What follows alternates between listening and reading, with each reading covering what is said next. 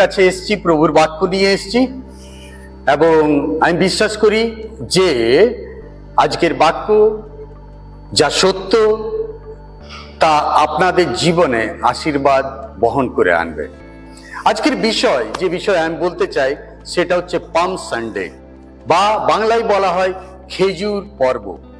এবং খেজুর পর্ব সাধারণত আমরা জানি যে বছরে একবারই হয়ে থাকে। এবং এই বিষয়ে যখন আমরা দেখি তখন বাইবেলের কিছু জায়গা অবশ্যই আমাদের দেখতে হবে, এবং সেটি লেখা আছে লূক লিখিত সুসমাচার তার 19 অধ্যায় 28 থেকে 38। যদিও অনেকটা বড় ভার্স আছে, কিন্তু আমি আপনাদের জন্য পড়তে চাই লূক লিখিত সুসমাচার তার 19 অধ্যায় 28 থেকে 38। এখানে এরূপ লেখা আছে। এখানে বলা হচ্ছে, এই সকল কথা বলিয়া তিনি তাহাদের অগ্রে অগ্রে চলিলেন, জেরুসালেমের দিকে উঠিতে লাগিলেন। পরে যখন জৈতুন নামক পর্বতের পার্শ্বস্থ বৈতফগী ও বৈথনিয়ার নিকটবর্তী হইলেন, তখন তিনি 2 জন শিষ্যকে পাঠাইয়া দিলেন, বলিলেন, ওই সম্মুখস্থ গ্রামে যাও, তথায় প্রবেশ করিবা মাত্র একটি গর্ধব শাবক বাঁধা দেখিতে পাইবে, যাহাতে কোনো মানুষ কখনো বসে নাই। সেটি খুলিয়া আনো, আর যদি কেহ তোমাদিগকে জিজ্ঞাসা করে এটি কেন খুলিতেছ, তবে এইরূপ বলিবে, ইহাতে প্রভুর প্রয়োজন আছে। তখন যাহাদিগকে পাঠানো হইল, তাহারা গিয়া তিনি যে রূপ বলিয়াছিলেন সেই রূপ দেখিতে পাইলেন। যখন তাহারা গর্ধব শাবকটি খুলিতেছিলেন, তখন মালিকেরা তাহাদিগকে বলিল, গর্ধব শাবকটি খুলিতেছ কেন? তাহারা কহিলেন, ইহাতে প্রভুর প্রয়োজন আছে। পরে তাহারা সেটিকে যিশুর নিকটে লইয়া আসিলেন এবং তাহার পৃষ্ঠে আপনাদের বস্ত্র পাতিয়া তাহার উপরে যিশুকে বসাইলেন। পরে যখন তিনি যাইতে লাগিলেন, লোকেরা আপন আপন বস্ত্র পথে পাতিয়া দিতে লাগিল। আর তিনি নিকটবর্তী হইতেছেন, জৈতুন পর্বত হইতে নামিবার স্থানে উপস্থিত হইয়াছেন। এমন সময়ে সমুদয় শিষ্যদল যে সকল পরাক্রম কার্য দেখিয়াছিল সেই সমস্তের জন্য আনন্দপূর্বক উচ্চরবে ঈশ্বরের প্রশংসা করিয়া বলিতে লাগিল, ধন্য সেই রাজা যিনি প্রভুর নামে আসিতেছেন, স্বর্গে শান্তি এবং ঊর্ধ্বলোকে মহিমা। ঈশ্বরের এই বাক্যে প্রভু যেন প্রচুর আশীর্বাদ করেন আপনাদের জীবনে। আসুন দেখি এই বাক্যের দ্বারা প্রভু আজ কি কথা বলতে চান। আজকে যখন এই বাক্যে যাব তার পূর্বে আসুন আমরা প্রার্থনা করি। আমরা চোখ বন্ধ করি এবং ঈশ্বরের কাছে নিজেকে নিয়ে আসি। প্রভু, তোমার চরণতলে এসে বলি, ধন্য প্রভু, ধন্য তোমার নাম। রাজাদের রাজা, ঊর্ধ্বে কেবলমাত্র তুমি থাকো তা নয়, স্বর্গে কেবলমাত্র থাকো তা নয়, কারণ এই পৃথিবীও তোমার সৃষ্ট। দয়াল ঈশ্বর, আজকের দিনে যখন তুমি এই পাম সানডের বিষয়ে তুমি কিছু প্রকাশিত বাক্য আমাদের জীবনে প্রদান করবে, সেই জন্য ধন্যবাদ দিই। পবিত্র আত্মা, তুমি হস্ত বিস্তার করো, আমাদেরকে স্পর্শতা দাও, যেন আমরা তোমার বাক্য শ্রবণ করতে পারি। কেবলমাত্র শ্রবণ নয়, তা নিজের হৃদয়ে গ্রহণ করতে পারি এবং নিজের কার্যে ব্যবহার করতে পারি। এই প্রার্থনা তোমার একমাত্র পুত্র ত্রাণকর্তা যিশুর নামে চাই, আমেন। প্রভুতে ধন্যবাদ হোক যে আজকে আমরা যখন পাম সানডের বিষয়ে, খেজুর পর্বের বিষয়ে শুনছি, তখন দেখতে পাচ্ছি জেরুসালেমে যিশু শেষবার প্রবেশ করছে। এবং এই জেরুসালেমে যখন প্রবেশ করছে তখন আমাদের মনে রাখতে হবে, এই জেরুসালেমে যিশু নিজের পরিচর্যা কার্য করতে গিয়ে অনেকবার উনি এসছেন, কিন্তু কখনো জেরুসালেম উনাকে গ্রহণ করে নাই। প্রতিবারেই জেরুসালেমে ফরিসি, সদ্দুকি, এমনকি অন্যান্য লোকেরাও জেরুসালেমে যিশুকে গ্রহণ না করে বিতাড়িত করেছিল, কখনো কখনো পাথর তুলে তাকে মারার চেষ্টা করেছিল। এবং অনেক সময় এরকমও হয়েছে যে জেরুসালেমে যিশু আরোগ্যতার কর্ম করা সত্ত্বেও লোকেরা সেটা মানতে পারেনি। আর আজকে যখন ক্রুশার্পিত যীশু খ্রিস্ট হতে চলেছেন, তার পূর্বে শেষবার আজকে জেরুসালেমে প্রভু যীশু খ্রিস্ট প্রবেশ করছেন।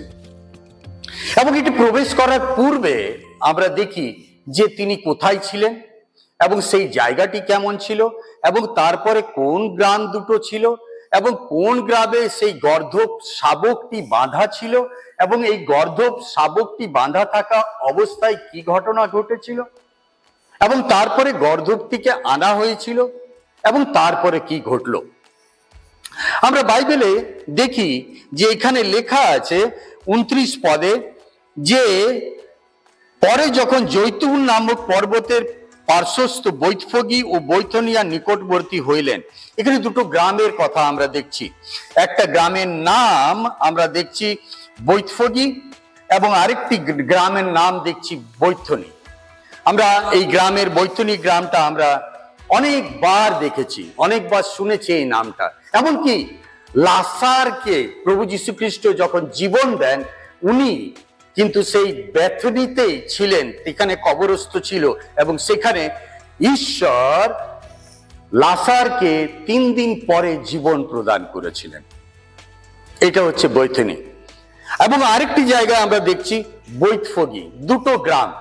দুটো গ্রামের পাশ দিয়ে বলছে যে ওখান দিয়ে পেরিয়ে ওই সম্মুখস্থ গ্রামে যাও। অর্থাৎ এই গ্রামের নাম লেখা নেই যে গ্রামে গর্ধব শাবকটি বাঁধা ছিল, কিন্তু দুটো গ্রামের মাঝ দিয়ে এটা দেখা যাচ্ছে আরো একটি গ্রাম ছিল যেখানে গর্ধব শাবকটি বাঁধা ছিল।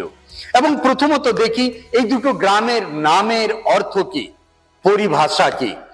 প্রথম নামটি হচ্ছে বৈতফগী।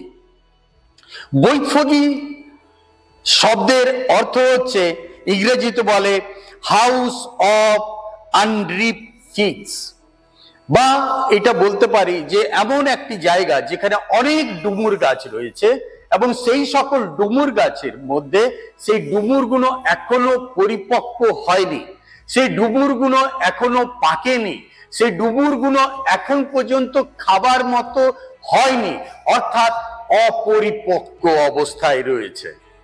এই অপরিপক্ক অবস্থায় ডুমুরগুলো থাকার কারণে এই জায়গাটার যদি পরিভাষা বলি তাহলে বলবো যে বৈতফগী শব্দের অর্থ হচ্ছে যে অপরিপক্ক বা অপরিণত একটি গ্রাম, যে গ্রামের নামের অর্থ হচ্ছে অপরিণত বা অপরিপক্ক।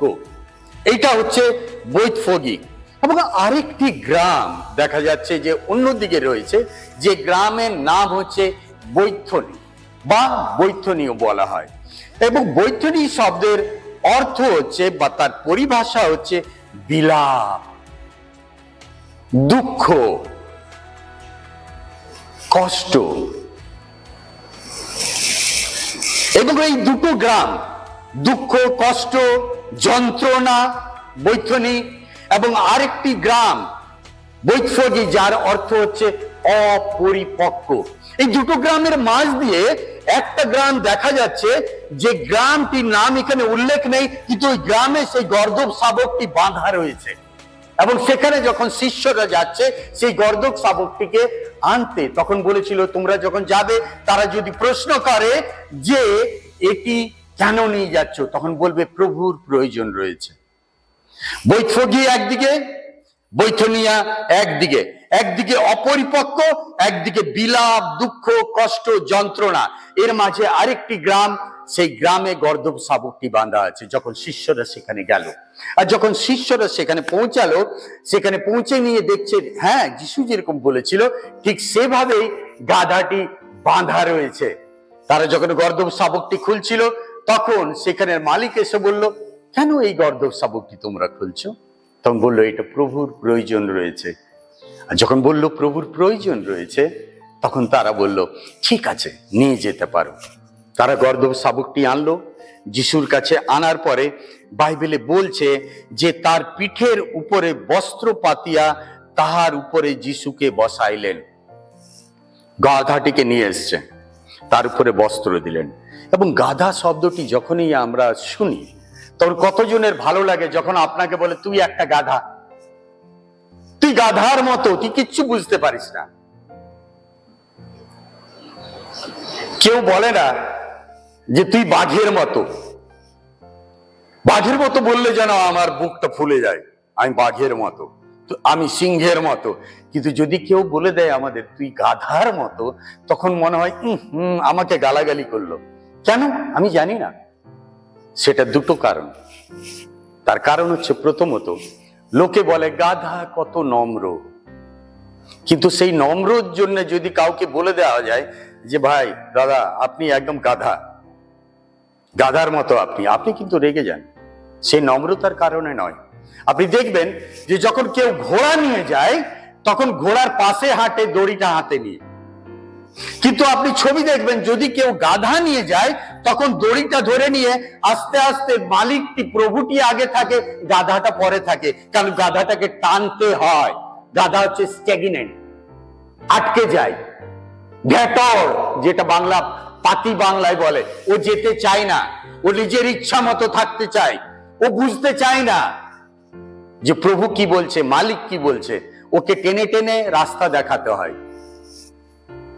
তো সেই হচ্ছে কথা গাধার উপরে, কারণ গাধা হচ্ছে স্ট্যাগনেন্ট, ও কিছু বোঝে না, জানে না, এবং গাধা হচ্ছে নম্রতার প্রতীক। রাজারা যখন কোনো জায়গায় যুদ্ধ করতে যেত, তারা যেত ঘোড়ায় করে এবং আসতো ঘোড়ায় করে। এখন প্রভু যীশু খ্রিস্ট, যিনি হচ্ছেন আত্মিক রাজা, যিনি হচ্ছেন সৃষ্টিকর্তা, যার দ্বারা সকল কিছু ঘটেছে, যার দ্বারা উদ্ধার প্রাপ্ত আপনি এবং আমি হয়েছি, সেই যীশু খ্রিস্ট যখন জেরুসালেমে শেষবার প্রবেশ করছেন, তখন গাধার উপরে উপবিষ্ট হয়ে রাজা, এমন একটি রাজা যিনি নম্রতার প্রতীক, এবং গাধার উপরে। আসুন গাধার বিষয়ে একটু ভাবি। এই গাধাটা একটা গ্রামে বাঁধা ছিল, এবং সেই গ্রামে যখন বাঁধা ছিল, এখানে বলা হচ্ছে ওই গাধাটায় কেউ কখনো বসেনি। যুবক গাধা বাঁধা রয়েছে, এমন একটা কাঠ বা মৃতপ্রায় কোনো জিনিসের সঙ্গে দড়িতে বাঁধা আছে গাধাটি, এবং প্রতিদিন ওখানে বাঁধা থাকে, ওকে খাবার দেওয়া হয়। গাধাটা গিয়ে একটু একটু করে খেতে থাকে এবং খাবার পরে আবার দাঁড়িয়ে থাকে, তার কোনো কাজ নেই। মালিক তাকে বলে না যে তোর উপরে আমি কাপড় দিয়ে কাপড় কাচতে যাব, না, ওর উপরে কেউ কোনোদিন বসেনি, তাকে কোনোদিন ব্যবহার করা হয়নি। এই গাধাটাও অপরিপক্ক নিজেকে ভাবতো এবং মনে করতো সবাইকে ব্যবহার করা হয়, কিন্তু আমাকে ব্যবহার করা হয় না। হয়তো আমার মধ্যে কোনো খামতি রয়েছে, হয়তো আমি পারবো না, লোকে ভাবে। এরকম তার মানসিক অবস্থা ছিল, প্রিয় ভ্রাতা ও ভগ্নী। তাদের মানসিক অবস্থা তার যে আমার দ্বারা সম্ভব নয়, আমার দ্বারা এটি অসম্ভব, কেবলমাত্র আমি এটা এই জন্য অনুভব করি কারণ আমাকে কোনোদিন ব্যবহার করা হয়নি। অনেক সময় মণ্ডলীতেও এরকম হয়, যুবক যুবতী বা আরো লোকেদের ব্যবহার করা হয় না, তখন তারা মনে করে হয়তো আমি অপরিপক্ক, আমি জানি না, আমার মধ্যে সেরকম কোনো গুণাবলী নেই, সেই জন্য আমাকে ব্যবহার করা হয় না। কিন্তু একটা ভালো কথা আজকের দিনে আমি আপনাদের প্রত্যেককে বলতে চাই, যদি কেউ ব্যবহার না করে, যীশু খ্রিস্ট আপনাকে ব্যবহার করবে। সেই গাধাটাকে খুলে সেদিন আনা হয়েছিল যীশু খ্রিস্টের উপরে কাছে, এবং যীশু খ্রিস্টের কাছে আনার পরে সেখানে বলা হচ্ছে গাধাটির উপরে কাপড় বিছানো হলো। জানেন, যখনই দেখবেন কোনো কাপড়ের কথা যেখানে ঢাকা দেওয়া হয়, সেখানে ধার্মিকতার কথা আমরা বুঝতে পারি। যেদিন আপনার উদ্ধার হয়েছিল, সেদিন প্রভু যীশু খ্রিস্টের রক্তের দ্বারা আপনি গড়িত হয়েছিলেন ধার্মিক রূপে, এবং আপনার উপরে কাপড় আচ্ছাদন করা হয়েছিল। আপনার নোংরাগুলোর উপরে ঈশ্বর একটা আবরণ দিয়েছিল, এবং আজও দিয়েছে। সেটি হচ্ছে ধার্মিকতা, এটি হচ্ছে ধার্মিকতার। আপনারা কতজন আজকে এখানে বসে আছেন যারা ধার্মিক? ধন্যবাদ, ধন্যবাদ হাত দেখাবার জন্য, ধন্যবাদ। এই জন্যই যে প্রভু যীশু খ্রিস্টের দ্বারা আপনারা উদ্ধার প্রাপ্ত হয়েছেন, এবং ঈশ্বর আপনাকে ধার্মিক গণিত করেন। এবং সেদিন গাধাটাকে আনা হয়েছিল এবং তার উপরে কাপড় দেওয়া হয়েছিল, আচ্ছাদন করা হয়েছিল। এবং একদিকে দেখছি একটা গ্রাম যার নাম হচ্ছে বৈতফগী, যে নামের অর্থ হচ্ছে অপরিপক্ক। আরেকদিকে আরেকটা গ্রাম যার নাম হচ্ছে বৈথনী, যার নামের অর্থ হচ্ছে দুঃখ, কষ্ট, ক্লান্ত, পরিশ্রান্ত, ভারাক্রান্ত। একদিকে অপরিপক্ক, একদিকে ক্লান্ত, শ্রান্ত, ভারাক্রান্ত, আর তার মাঝে একটা অপরিপক্ক গাধার উপরে প্রভু যীশু খ্রিস্ট চাপলেন এবং শেষবারের মতো জেরুসালেম মন্দিরে, জেরুসালেম শহরে তিনি প্রবেশ করছেন। আত্মিক রাজা, ঈশ্বরের সন্তান আজকে প্রবেশ করছেন জেরুসালেমে। তিনি জানতেন এই জেরুসালেমের যাত্রা হয়তো আমার শেষ যাত্রা, কারণ ফরিসি, সদ্দুকি এবং তখনকার রোমীয় সাম্রাজ্যের লোকেরা তাকে খুঁজে বেড়াচ্ছিল যে তাকে ক্রুশার্পিত করা হয়, তাকে যেন ধরা হয়, তাকে যেন জেলে দেওয়া হয়। আজকের দিনে আমি আপনাদের বলতে চাই, কতজন ঘোড়া হতে চান, কতজন গাধা হতে চান? না না না, গাধা হলেই প্রভু আপনাকে ধার্মিকতা দিবে তা নয়, নম্রতার কথা বলি। কতজন নম্র হতে চান? একদিকে আছে দুঃখ, কষ্ট, ক্লান্তি, একদিকে আপনি মনে করেন অপরিপক্ক। দুটি গ্রামের কথা বলছি, তার মাঝ দিয়ে ঈশ্বরের একমাত্র সন্তান প্রভু যীশু খ্রিস্ট বের হচ্ছে গাধার উপরে চেপে এবং জেরুসালেমে প্রবেশ করছে শেষবারের মতো। হয়তো এবারই তাকে ধরে নিয়ে ক্রুশার্পিত করা হবে। এবং সেই সময় জেরুসালেম মন্দিরে প্রচুর ভিড়। কিসের ভিড়? যদি জেরুসালেমে শহরে 30-35 হাজার লোক থাকতো, কিন্তু নিস্তার পর্ব সন্নিকট, তার প্রিপারেশন চলছে, তার জন্য সকলে তৈরি হচ্ছে, এবং সেই সময় 1.5 লক্ষের ঊর্ধ্বে লোক জেরুসালেমে। এমন সময় যীশু খ্রিস্ট সেখানে প্রবেশ করছে এবং সেখানে গান হচ্ছে, হোসানা হোসানা। এবং আপনাদের চার্চেও গান হবে, গান হয় হোসানা হোসানা। এবং কি কথা বলছে? হোসানা, তোমার আমরা আজকে আরাধনা করি, কিন্তু কেন? ক্রন্দন করি তোমার কাছে। কেন? যেন তুমি আমাদের পরিত্রাণ করো। হোসান্নার অর্থ হচ্ছে তুমি আমাদের পরিত্রাণ করো, সেভ আস, আমাদের পরিত্রাণ করো, আমাদের উদ্ধার করো। আমরা রোমীয় সাম্রাজ্যের মধ্যে রয়েছি, এইদিকে আমরা ফরিসি সদ্দুকির আন্ডারে রয়েছি, এদিকে নানান ঝামেলার মধ্যে রয়েছি। আমরা মনে করি আমরা অপরিপক্ক, আমাদের দ্বারা কিচ্ছু হচ্ছে না, আমরা দুঃখ, আমাদের মধ্যে ক্লান্তি রয়েছে, আমাদেরকে উদ্ধার করো। এবং বলছে সেখানে গানের মাঝে, সেখানে বলছে, ধন্য সেই রাজা যিনি রাজাদের রাজা, যিনি প্রভুর নামে আসিতেছেন, স্বর্গে শান্তি ও ঊর্ধ্বলোকে মহিমা। প্রথমবার প্রভু যীশু খ্রিস্ট যখন ওখানে ঢুকছেন, লোকেরা নিজের কাপড় খুলে নিয়ে বিছিয়ে দিয়েছে। যখন কিছু পায়নি, সেখানে খেজুর গাছ ছিল, সেখানে খেজুর গাছের ডালগুলো কাটা হয়েছিল এবং সেখানে বিছিয়ে দেওয়া হচ্ছিল। এবং গাধা পা দিয়ে দিয়ে আস্তে আস্তে জেরুসালেমের দিকে যাচ্ছিল এবং সেখানে প্রভু যীশু খ্রিস্ট তার পিঠের উপরে অবস্থান করেছিলেন। আমি ভাবুন তো, রাজা বলে আখ্যা যীশু খ্রিস্টকে এখানে ছাড়া কোথাও দেওয়া হয়নি। লোকেরা চিৎকার করছে, তুমি রাজা, তুমি রাজা, তুমি রাজা, তুমি রাজা। এবং কার উপরে চেপে আছেন? সেই গাধাটার উপরে। কার পাটা সেদিন সেই কাপড়ের উপর দিয়ে যাচ্ছে? সেই গাধাটার। এবং তার স্কন্ধে প্রভু যীশু খ্রিস্ট। আজকে আমি অনেক সময় মনে করি, আমি জানি না আপনি কি মনে করেন, যদি আমি সেই গাধাটা হতাম যেখানে প্রভু যীশু খ্রিস্ট গৌরবান্বিত হচ্ছেন, আমি যদি সেই গাধাটা হতাম যে লোকেরা আরাধনা করছে, আমি যদি সেই গাধাটা হতাম যে প্রভু যীশু খ্রিস্ট আমার স্কন্ধে বসত এবং তাকে গৌরব এবং তিনি পূজা প্রাপ্ত হতেন। আজকে ঈশ্বর আপনাকে মনোনীত করেছেন। একদিকে আপনার জীবনে গ্রাম রয়েছে, সেই গ্রামটার নাম বৈতফগী, অপরিপক্ক, অপরিণত। আরেকদিকে আরেকটি গ্রাম রয়েছে, সেই গ্রামটির নাম বৈথনীয়, যার অর্থ হচ্ছে বিলাপ, দুঃখ। কার নেই? আজকে যতজন বসছে, কার বিলাপ রয়েছে? আপনার হয়তো দুঃখ রয়েছে, আপনার হয়তো কষ্ট রয়েছে, আপনি হয়তো ভাবেন আপনার সন্তানের কথা, আপনি হয়তো ভাবেন আপনার স্বামীর কথা, প্রিয় ভ্রাতা ও ভগ্নী, আপনি ভাবেন হয়তো আমার ছেলে চাকরি, কিংবা হয়তো যুবক ভাই আপনি বসে আছেন, আপনার জন্য বলি, আপনি রোজ সকালে উঠে নিয়ে প্রার্থনা করেন, প্রভু আমাকে চাকরিটা দাও। কেউ তো সাংসারিক জীবনে আছেন, দুঃখ, কষ্ট, বিলাপ, ক্লান্ত, শ্রান্ত, পরিশ্রান্ত, ভারাক্রান্ত, অপরিপক্ক মনে করেন মেন্টালি। আজকে প্রিয় ভ্রাতা ও ভগ্নী বলি, এর মাঝ দিয়ে কিন্তু যীশু খ্রিস্ট আজকে এই পাম সানডের দিন পেরিয়ে যাবেন।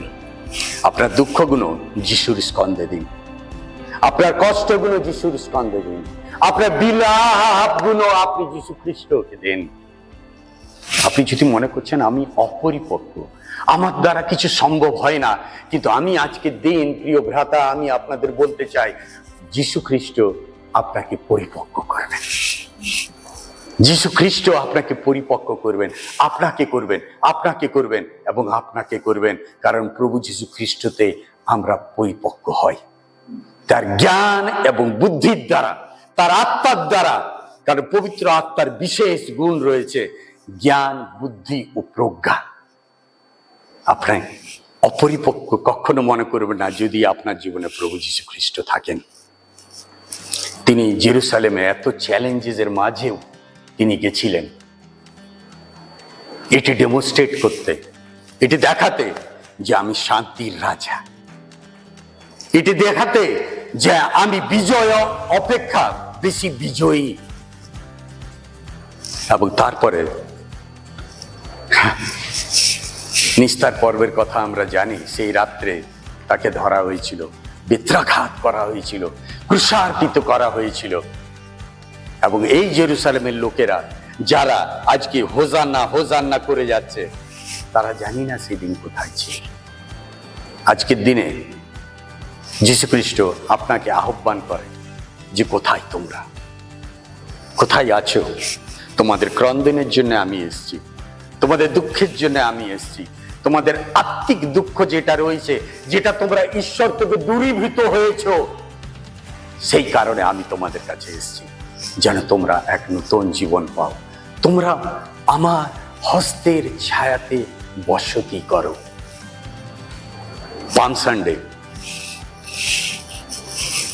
এমন একটি পর্ব যেটিতে আমরা প্রভু যীশু খ্রিস্টের গৌরব করতে পারি, তার বিজয় যাত্রায় আমরা অংশ নিতে পারি। আমি জানি না ওই ভিড়ে যখন প্রভু যীশু খ্রিস্ট যাচ্ছিলেন, কাতারে কাতারে লোক পেছনে যাচ্ছে, হাজারে হাজারে লোক পেছনে যাচ্ছে, এবং অনেক লোক দেখে ভাবছে এত ভিড় কেন, কিসের ভিড়, কেন ভিড় হচ্ছে, কিসের, এই লোকটাকে, কি ব্যাপার? বলছে ও প্রভু যীশু খ্রিস্ট, ওই যা আছে না যোসেফ নাসরতের, সে নাসরতে যিশুর, নাসরতে ও যোসেফের সন্তান, যে কাঠমিস্ত্রি ওর ছেলে। ও তাই? ও আবার কেউ বলছে এই কিন্তু লাসারকে জীবন দিয়ে আসছে, 3 দিন ওদের অনুসারে গিয়ে নিয়ে সেখানে গিয়ে সে তাকে জীবন দিয়েছে। বলছে তাই নাকি? হ্যাঁ। ও তারপরে ওই যেন অন্ধকে চোখ দিয়েছে, যেন খঞ্জকে পা দিয়েছে, মৃতকে জীবন দিয়েছে, কুষ্ঠরোগীকে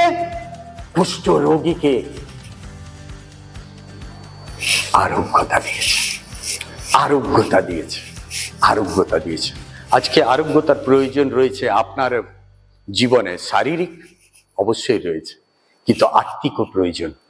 আজকে এই পাম সানডের দিনে যতজন রয়েছেন, আজকে আপনি প্রার্থনা তুলে ধরুন, ঈশ্বরের গৌরব করুন, তার প্রশংসা করুন, তাকে বলুন রাজাদের রাজা, স্বর্গ তোমার সিংহাসন, পৃথিবী তোমার পাদপীঠ। এই ধারা এইভাবে হোজান্না হোজান্না বলে ওর কাছে আসুন আর ঈশ্বরের গৌরব করুন। আজকের দিনে আমি শেষ করার আগে একটি গল্প বলতে চাই। প্রভু যীশু খ্রিস্ট জেরুসালেমে যখন প্রবেশ করছে, আজকের দিনে প্রভু যীশু খ্রিস্ট আপনার জীবনে প্রবেশ করতে চান, আপনাকে বাঁচাতে চান আত্মিকভাবে এবং শারীরিকভাবে।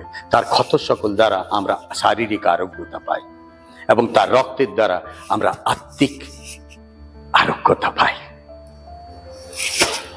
একটা ছেলে ছিল, খুব ছোট, তার বাবা মার সঙ্গে থাকতো এবং ছেলেটি প্রায় 8-10 বছরের ছিল। সকালবেলা বেরিয়ে লন্ডন শহরে সে ছুটতো, মর্নিং ওয়াক করতো এবং মর্নিং ওয়াক করতো।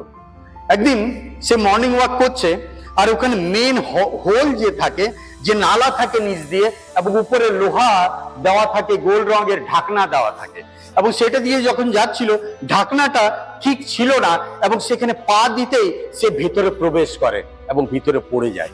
7-8 বছরের ছেলে ওই গর্তের মধ্যে পড়ে গেছে। বাবা মা সন্ধ্যা পর্যন্ত খুঁজেছে, আমার ছেলেটা কোথায়, আমার ছেলেটা কোথায়। ফুটবল মাঠে গিয়ে খুঁজেছে, ছেলেটাকে পায়নি। ক্রিকেট মাঠে গিয়ে খুঁজেছে, ছেলেটাকে পায়নি। আত্মীয় স্বজনের বাড়িতে গেছে, ছেলেটাকে পায়নি। সন্ধে হয়ে এসছে, হঠাৎ একজন লোক এসে বলছে, জানেন তো আপনার ছেলেটাকে আমি দেখলাম। বললো, কোথায় দেখলে?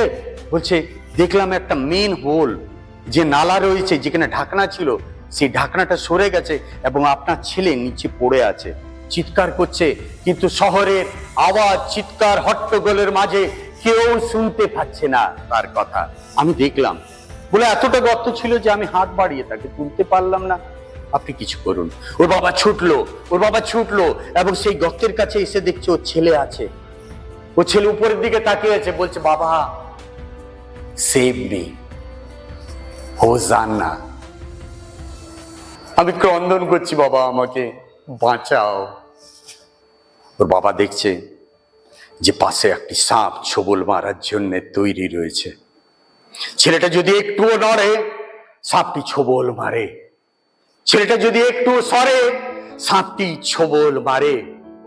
এমন অবস্থায় ওর বাবা বলল যে যদি না এই মুহূর্তে আমি ছেলেটাকে বাঁচাই, তাহলে ছেলেটাকে সর্প, এই সাপটা কামড়ে ফেলবে এবং ছেলেটি মারা যাবে।